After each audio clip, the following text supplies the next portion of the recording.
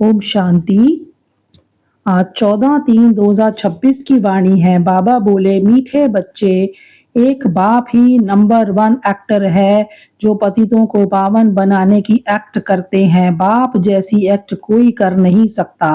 तो बाबा number 1 actor है, क्योंकि बाबा सबसे बड़ा कर्तव्य करता है। बाबा पतितों को पावन बनाते हैं। तो बाबा ने कहा, मेरे जैसा एक्ट कोई नहीं कर सकता।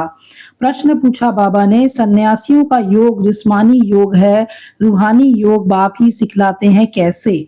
तो उत्तर दिया, सन्यासी ब्रह्म तत्व से योग रखना सिखलाते हैं। ब्रह्म तत्व यानी रहने का स्थान, जहाँ पे आत्माएं रहती हैं, परमात्मा रहता है, तो वो रहने का स्थान है ना। तो बाबा ने कहा, अब वह तो रहने का स्थान है, तो ये तो वह जिस्मानी योग हो गया। तत्व को सुप्रीम नहीं कहा जाता।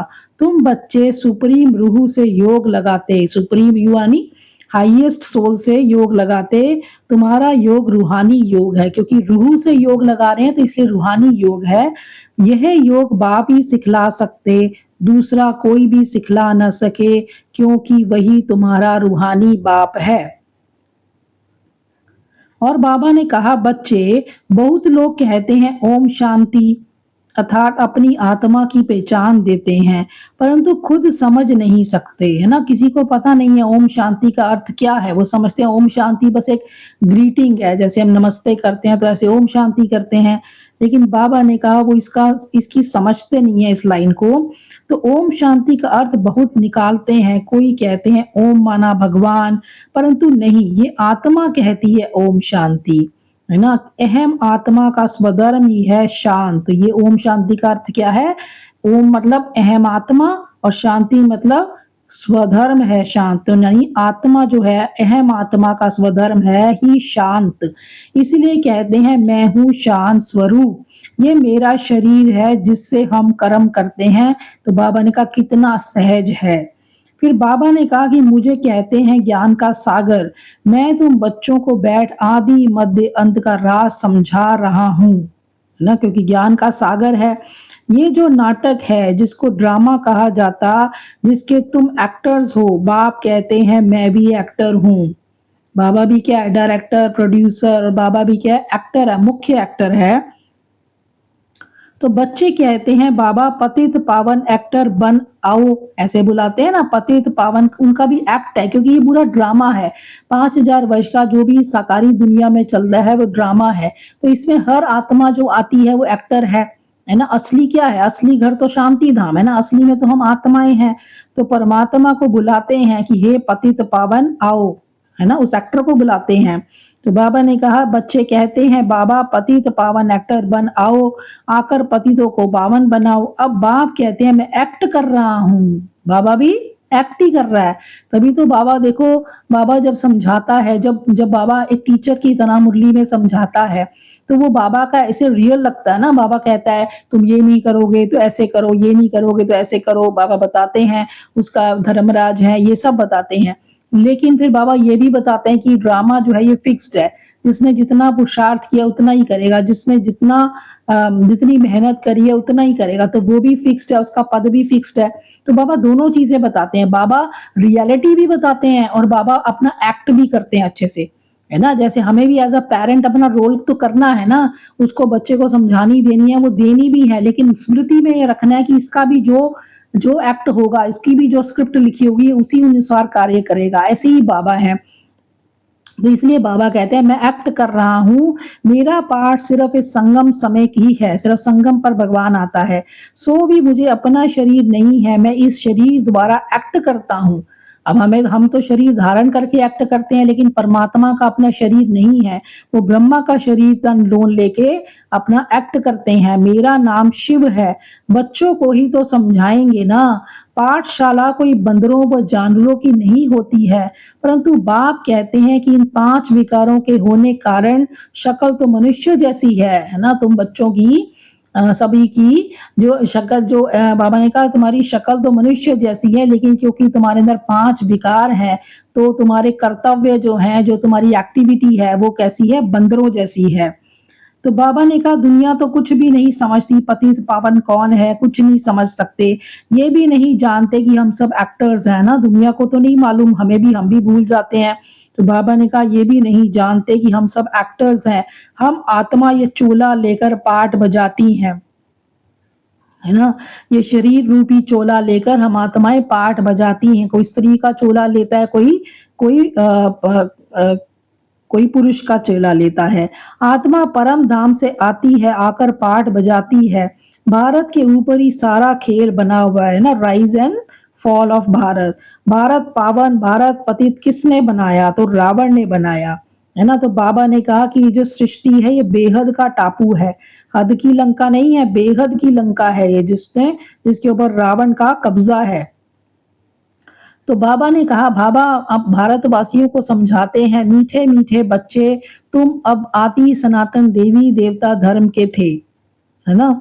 तुम सब आदि सनातन देवी देवता धर्म के थे, तुमने 84 जन्म लिए, ब्राह्मण देवता क्षत्रिय वर्ण में आए, अब फिर ब्राह्मण वर्ण में आए हो देवता वर्ण में जाने के लिए।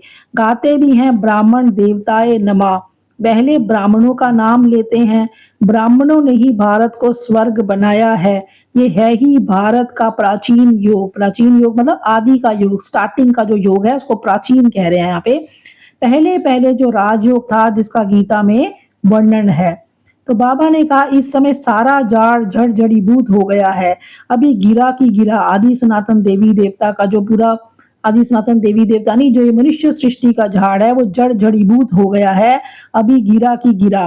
कोई भी झाड़ जब जड़ जड़ीभूत हो जाता है तो अंत में उसको गिरना ही पड़ता है, वैसे ये मनुष्य सृष्टि रूपी झाड़ भी तमो प्रधान है, इनमें कोई सार नहीं है, अब सब क्या है, कोई असार संसार है ये, इनका जरूर विनाश होगा।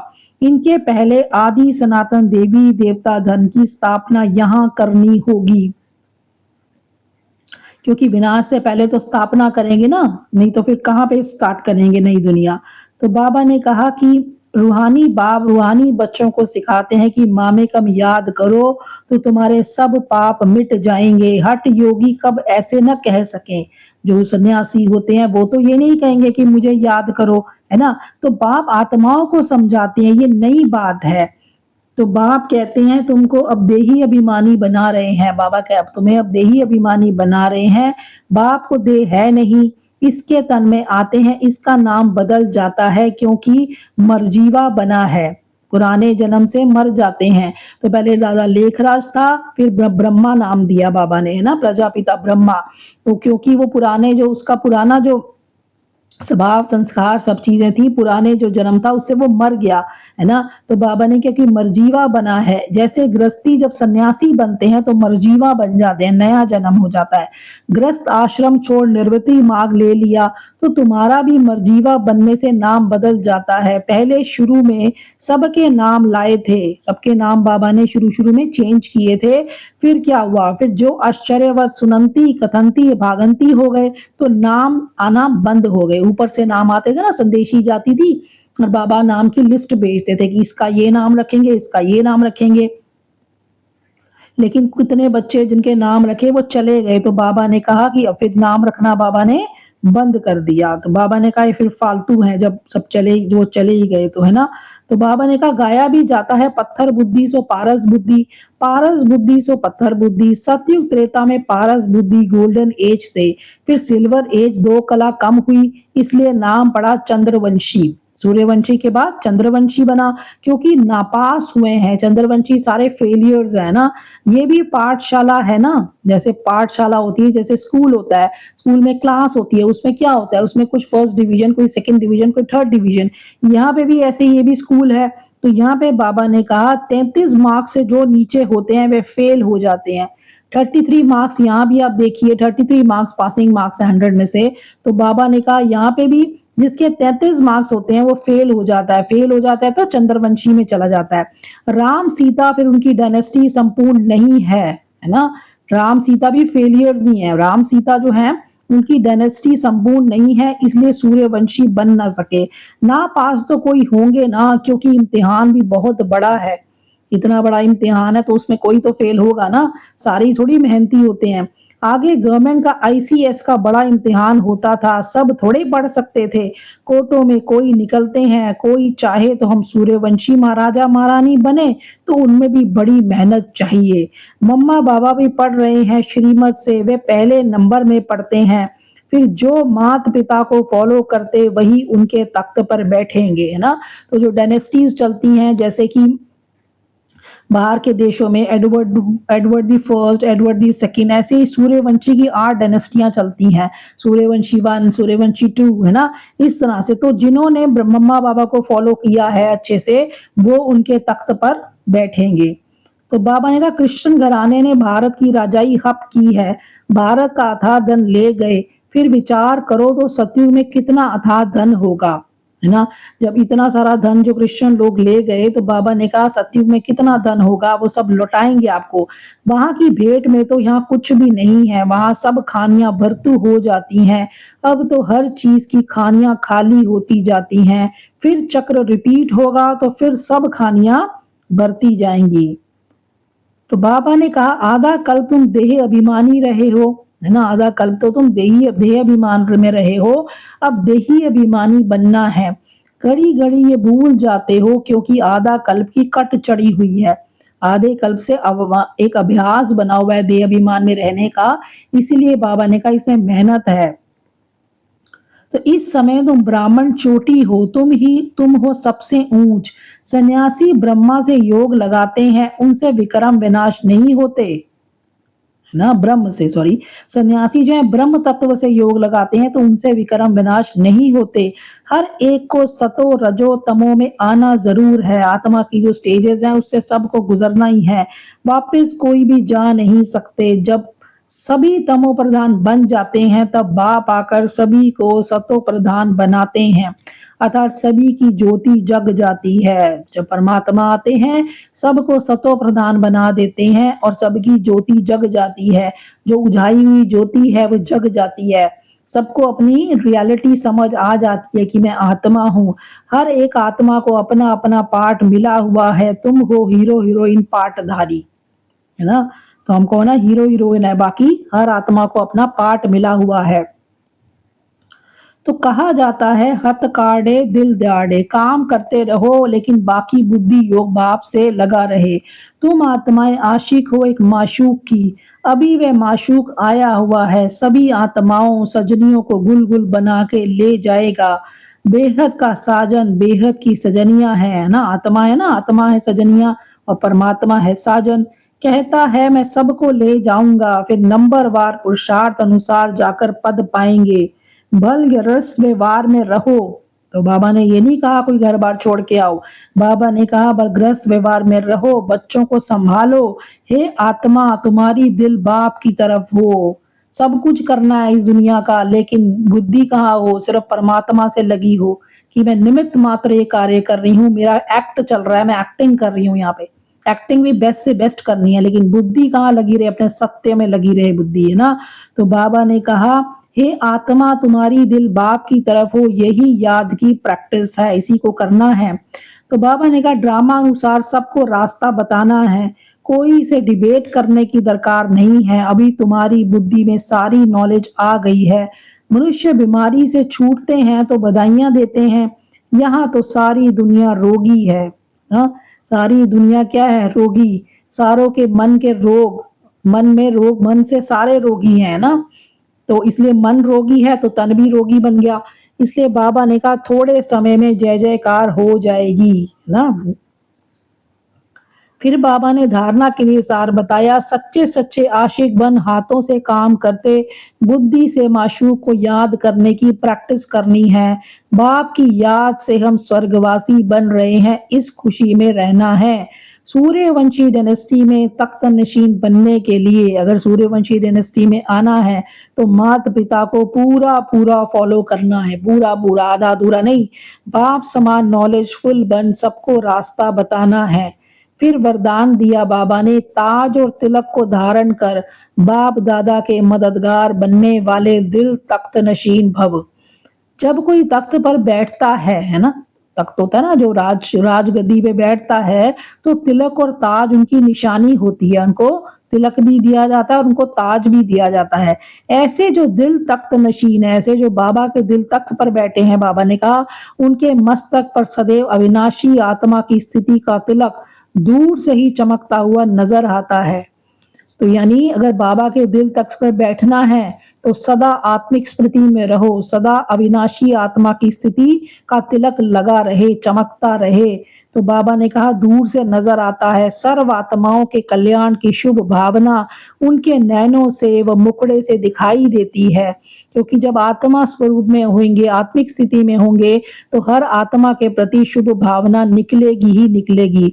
उनका हर संकल्प, वचन और कर्म बाप के समान होता है।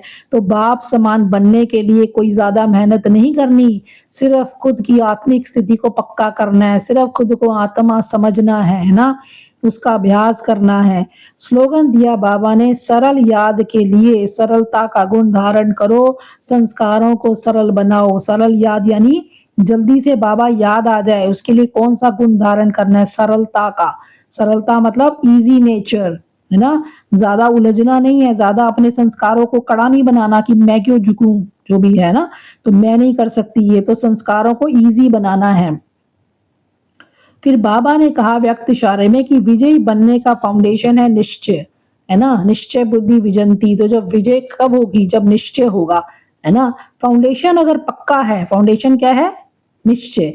अगर निश्चय पक्का है तो बिल्डिंग हिल नहीं सकती, निश्चिंत रहते हैं। लेकिन सिर्फ बाप में निश्चय नहीं, अपने आप में भी निश्चय और ड्रामा में भी निश्चय, तीनों निश्चय चाहिए। एक निश्चय वाला 100% निश्चय नहीं माना जाएगा।